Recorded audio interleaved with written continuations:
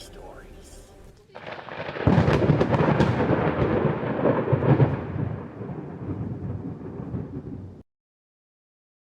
This is your host, Coffinbrood.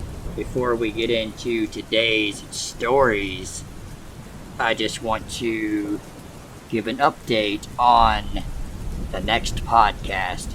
In the next podcast, we will be talking about music and how we got into music, and then we will also be discussing some other things such as YouTube, the future of our careers, and some other stuff.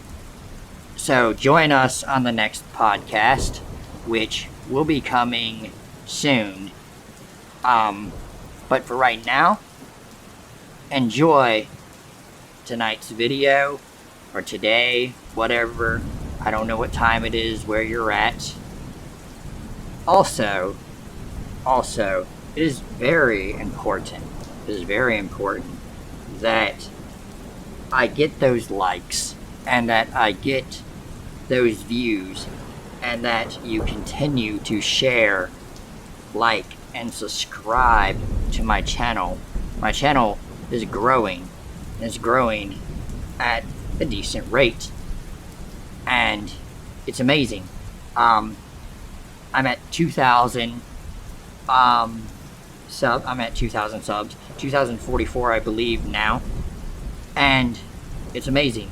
But the only issue that I'm having is financial. YouTube doesn't pay anything.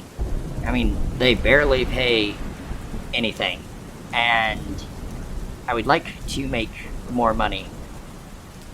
Every now and then I see comments saying that I deserve more subscribers, and if you really feel that I deserve more subscribers, then I need you to share my content with anyone that is willing to listen to it and subscribe to me, because I feel like there is a conscious effort by YouTube to bury my videos. I have been studying search engine optimization and updating my tags and all of this other shit, but YouTube seems to not be very favorable of my content, as YouTube is not very favorable of these horror narration channels. Only, the top channels, but even they have a tough time breaking into the algorithm, and the algorithm is broken. It is broken beyond repair. So anyway, I'm sorry to bore you and have you listen to me run my mouth for nearly 4 minutes when, you came here for stories. You didn't come here to listen to me ramble about this and that. So let's get on with it. So this story is about someone that I met on Facebook, and this is probably one of the stupidest goddamn experiences of my entire time ever on this shitty platform. And that is saying a lot, considering that I've had some really, really stupid fucking experiences on Facebook. Everything from a former ex-girlfriend getting naked and then blocking me, to random people trying to set me up. Anyway, the night started like any other night on Facebook. I was up late, and I was looking for a girl to talk to and possibly sleep with. Yeah, I should mention, I'm kind of a player. I am usually on Facebook quite a bit, trying to talk to girls and trying to get them to go on dates with me or have sex with me. So I come across this one chick by the name of Rachel. I look through her photos and see that she is local, and I think, sure, why not? So I send her a friend request. Afterward, I'm not able to see the shit she posts on Facebook. The first thing I notice is a post from her that reads, "For any guys out there that only want to get at me for my body, just know that I live my life for Jesus Christ, the Lord Almighty. My block game is strong." I read this and I laugh so hard that I can't believe that this girl is fucking serious. So I do some digging, and I start noticing that she has all of these videos, and one video in particular catches my eye. So I watch it, and this girl was talking about how some other woman in the fucking video found her passed out on the side of the fucking road after she overdosed on methamphetamine. I'm sitting there thinking, seriously, what the actual fuck? How the fuck do you OD on meth, you junkie bitch? As it turns out, she liked to boot the shit, because, as far as I know, no one who ever smoked the shit has ever OD'd to my knowledge. I always figured that those who couldn't handle it stayed away from it, and those who could handle it wouldn't be hanging out with someone this goddamn stupid. Anyway, I send her a message, and at first I'm friendly with her, not flirty at all, and she seems to enjoy talking to me. And out of the goddamn blue, she starts talking about her love for Jesus and how he saved her life. And also, of course, she is trying to hit me up for money and giving me some fucking sob story about how she supposedly doesn't have money to pay rent, and no money for diapers, no money for food, etc., etc. So, I'm just kind of like, you gotta have faith in the Lord. I wasn't about to fall for this girl's bullshit sob story about not being able to take care of her kids. So I decide to move quickly, as I'm already bored with this junkie bitch. So I tell her that she's pretty, and that I'd like to hang out with her as just friends. And she makes up a bunch of excuses about why she can't. So as time goes on, she later turns hostile and says something along the lines of, "Cry me a fucking river, go take a pathetic pill," yada yada yada. This came completely out of left field, and then she blocks me. My theory is that she realized that I'd caught on to her bullshit scam about living for Jesus, and that she was in fact so fucking shameless that she and the other woman were willing to create this bullshit scam to get everyone to feel sorry for her, so that people would send her money so that she could possibly use the money to buy drugs. Probably the same drugs that she supposedly had nearly died from. She didn't like the fact that I had knowledge enough in drugs to know that everything she was saying was complete and utter fucking horse shit. And not a single person that I knew that knew this chick had any knowledge of her supposed overdose. And the church that she claimed to be a member of did not even exist. And she claimed to be a part of a certain denomination of Christianity, yet when I tested her knowledge on the so-called religion she claimed to be a part of, she had no idea what the fuck I was talking about.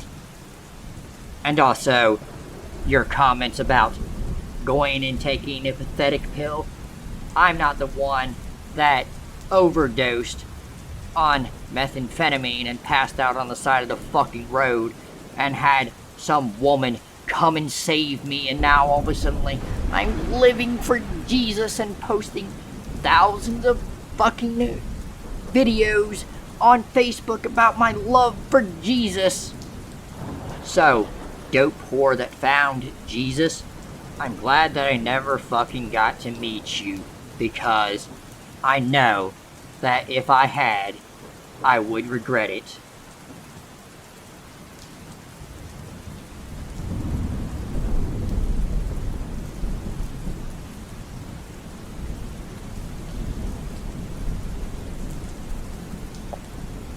I was 22 and had to move from New York to live in Florida. I had no real experience in relationships. On the outside, I appeared extrovert and quite tough.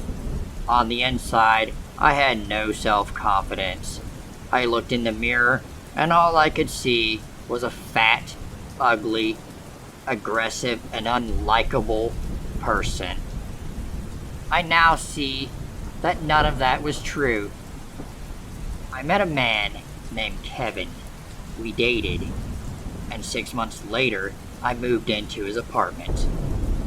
There were loads of red flags, which I ignored because I'm stupid, until I was living in a fucking nightmare. It started with control and emotional abuse. Now, I grew up in a rough part of New York, and I could handle myself pretty decently. So, at the beginning, I caught him cheating on me. He would hit me, lock me out of the apartment, emotionally abuse me, and steal my fucking money. He terrorized me until I'd hardly recognized myself in the mirror. I was desperate to leave him, but I had developed Stockholm Syndrome and was afraid to be alone. One day, he started another fight, and this time he told me to get the fuck out. I packed my shit and ran as fast as I could. I had no close friends because he ran them all off. I called a girl I used to work with and begged her to let me stay with her and stay there for a month in her apartment, which was about a mile from his apartment. One morning, while waiting for the bus, I saw Kevin, and I heard the words, "You motherfucking bitch-ass whore." I ran through the morning rush traffic, my heart pounding. It only got fucking worse from that point onward. He would be at the bus stop waiting for me a few times a week. He would stand behind me as I got my ticket and would verbally abuse me. He would never shout or draw attention to himself, but he would call me names and threaten to rape me in a low-toned voice. I never reacted because I knew that's what he wanted. Then he started to show up in the neighborhood around my workplace. I told my manager and colleagues, but this was before mobile phones. They weren't really able to help me. I would see him at a distance standing in a corner or catch a glimpse of him at the coffee shop, and then he would vanish. I moved out of my friend's apartment into a shared house. I didn't really know the areas of Florida. I had made some friends in the area, so I did not want to leave the area completely. I used the same bus stop. I stopped seeing him there. I thought he was starting to move on. It took me a couple of weeks to notice that the white van with blacked out windows that was parked across the fucking road from my apartment, that I thought was a drug task force or some shit looking for dope dealers, as there were a few dope houses in the area. I was horrified when I realized it was him, and that he had been sitting in that fucking van watching me and tracking me. One day, soon after the van appeared, he approached one of my friends and gave them a message and asked for the house phone number. They thought that he was a friend of mine and gave him the number. From then on, he called every goddamn night. All throughout the night. Eventually, I told my friends what was happening, and they promised to not let him, and they unplugged the phone at night. I tried to get the other bitch that was living in the house, whose name the phone was registered in, to change the goddamn number, but it was too much of an inconvenience for her. He started to leave gifts and cards on the doorstep. My room was on the ground floor, and a brick was thrown through the window. I am scared of birds and I hate them. I kept finding dead birds on my windowsill. I was a nervous wreck, scared of shadows and jumping at every sound. I thought about moving again. I went to the police, and of course, they didn't do a fucking thing about it. I would come home to find letters posted through the door asking me who I was fucking and telling me to stop being a fucking cunt. The letters would ask me why I had visited a certain address and who lived there. It was relentless, and I knew he was letting me know that he was watching all the time. I wanted to leave Florida and go back home. I could not tell my family what was happening, as my mother was seriously ill, and I did not want to worry my dad or my siblings, as they had had enough to deal with, and they'd more than likely kill Kevin, and I did not want them to go to prison over me.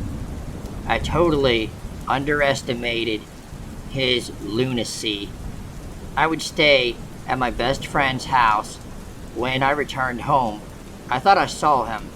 The night after I arrived, I went out for a couple of drinks and shit with my best friend Heather and two other friends, Jeremy and Lisa.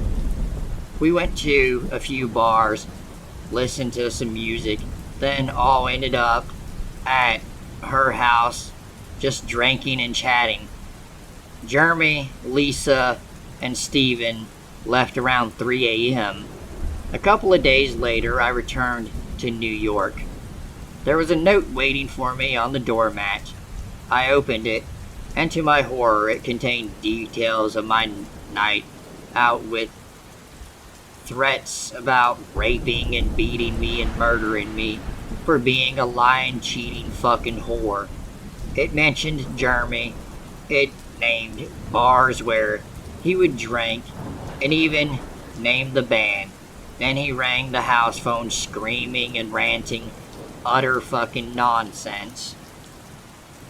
I saw one of his friends who told me that, unknown to me, that Kevin had drove 200 miles and gone straight to my best friend's house. He had watched me go out and waited for me to return from the night out. Then he followed Jeremy home and waited outside his house too. The following day, when Steven went to his girlfriend's house for a Sunday afternoon, the maniac followed Steven there and made a point of chatting to him to find out his name. Steven told him to mind his own goddamn business and told him to get the fuck off of his girlfriend's property right now. I was on my way home from work. It was winter, around 7 p.m., and it was dark.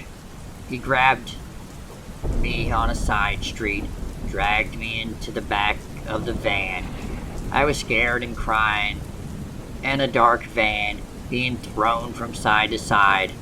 All I could hear was the radio. He hadn't said a word. After an hour, we stopped, and he opened the back door. We'd stopped at some abandoned parking lot with trees and shit all overgrown. He kept his hand on the back of my neck as he made me walk through the swampy forest. He never said a word as I asked him where the fuck we were going and why he was doing this. It was as though he was deaf, because he didn't even acknowledge what I was saying. The night was freezing, and there were no lights other than his torch. I don't know how many times I fell over. "Get up, you fucking stupid bitch!" He would shout at me like literally every time I fucking fell down.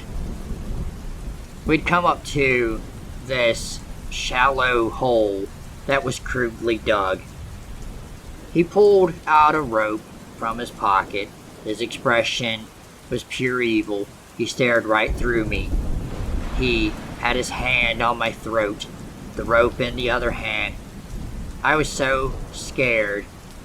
I knew if he put that rope near me that I was going to piss on myself. I told him that he did not need to do this, that I knew I was wrong, and that everything was my fault, and that I was sorry. I told him we could get back together, and I know now that he really loved me. It was all a bunch of shit, but it worked. God only fucking knows how the fuck I got through to him. And his eyes cleared and he spoke to me. He agreed to let me go and get my shit and move back into his house. He drove me back to my apartment and I ran inside and slammed the fucking door while he waited outside. He started getting impatient and blowing the fucking horn, banging on the door. "Open up, you fucking bitch! I thought you were gonna move back in with me! Open this goddamn door!" he shouted. One of my other housemates called the police and he was arrested. The stalking and harassment continued. I started carrying a rape alarm. I hadn't slept properly for weeks. Friends of his came to see me to tell me to leave New York as he was obsessed with revenge because I had been to the police. 6 months later, from the start of his terror campaign, I was asked out on a date by Gary, who was a mutual friend of Peter. I agreed to go out with Gary if Peter came along too. After a few drinks we went to the club. Peter, who wasn't drinking, said he would give us a ride home. We were in Peter's car, and he started the engine and drove a little way down the road. Then I told Peter that there's something wrong with my brakes. He said, "Yeah, and there's also a van following us." My heart started beating rapidly. "Oh my God, it's him." "It's who? Are you high? God damn." "No, it's my ex-boyfriend. He's fucking stalking me." "Oh, shit." The next day, Gary called me and told me that the brakes were fucking cut. I truly believe Kevin tried to kill all three of us that night. Gary and Peter wanted me to go to the police, but I had lost all faith in them. Every time I had asked the police to help me, they had done nothing, and it just made things worse. I'd had enough of it. I knew that he wasn't going to fucking stop. I didn't even know what he wanted anymore. I moved out of my apartment and I quit my job. And then I called my brother, Nathan. "What is it, sis?" Nathan answered, "Hey, bro. I have a problem. I should have just called you, but I don't want you to get into trouble." I answered, "Sissy, you better fucking explain yourself right now. Is someone fucking with my baby sister?" Nathan replied, please don't do anything stupid. If I tell you, I don't want you to go to jail because of me. I answered. Don't worry, Nathan replied. I explained to my brother, Nathan, what I had been dealing with and told him how the police would not do anything about it. I explained everything to Nathan. We hung up, said I love you to each other, and about 2 weeks later, I stopped hearing from Kevin. I stopped seeing him around. Everything. I called Nathan and I asked him what happened and did he do anything, and Nathan just told me, I took care of it. You ain't gotta worry about shit.